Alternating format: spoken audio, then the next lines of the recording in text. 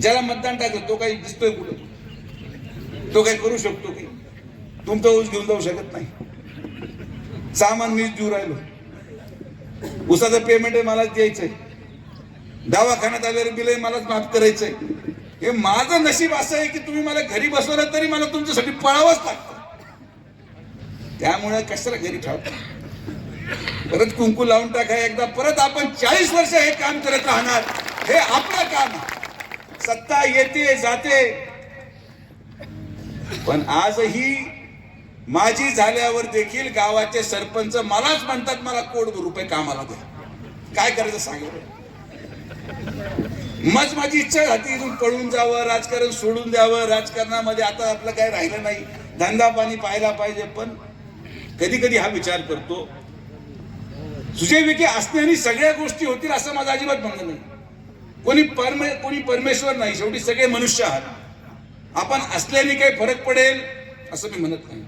पण आपण नसल्याने सामाजिक समतोल, सामाजिक सुरक्षितता, ज्येष्ठ नागरिकांना न्याय, गरीब माणसांना दवाखाना हे कोण देणार या विचाराने रात्री झोप येत नाही. म्हणून परत एकदा याच राजकीय जीवनामध्ये येऊन हे सामान वाटपाचा कार्यक्रम घ्यावाच लागला.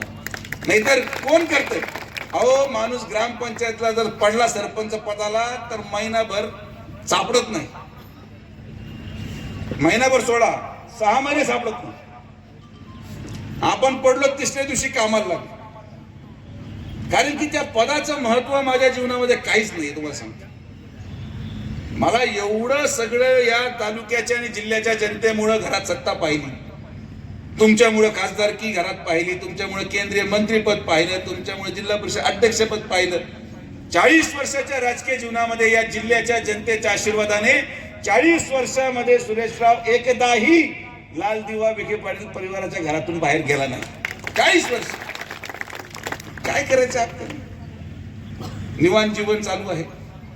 आपला प्रयत्न आहे की आपण गरिबांसाठी काय करू शकतो, सर्वसामान्यांसाठी काय करू शकतो.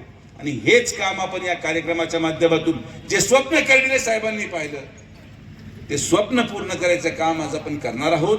हा कार्यक्रम लोकांच्या जीवनामध्ये बदल करणारा कार्यक्रम आहे. जसं मी म्हटलो ना की कमी वयामध्ये मला फार पाहायला मिळालं आणि प्रत्येक घडलेल्या घटनेमधून मी संधी शोधतो.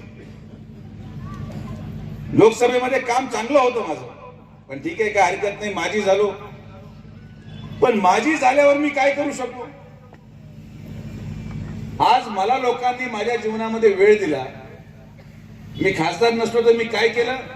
मी 6 महिन्यामध्ये या महाराष्ट्रातला सगळ्यात जिल्ह्यातला सगळ्यात मोठा कारखाना उभा केला आणि 10,500 टन प्रतिदिन गाळपचा कारखाना आज मी चालू शकलो. मी मोकळं बसलो नाही. उलट मी लोकांना म्हणतो, माझ्यासारखा माणूस मोकळं बसू नका, त्याचे परिणाम वाईट होतात. ज्या ज्या लोकांनी मला मोकळं बसवलं आज त्यांना पण मोकळं व्हावं लागलं. त्यांनी मला बसू दिलं असतं मी त्यांना हात लावला नसतं. राजकारणामध्ये काही काही लोक पदावर बसलेले चांगले असतात, म्हणजे ते शांत राहतात.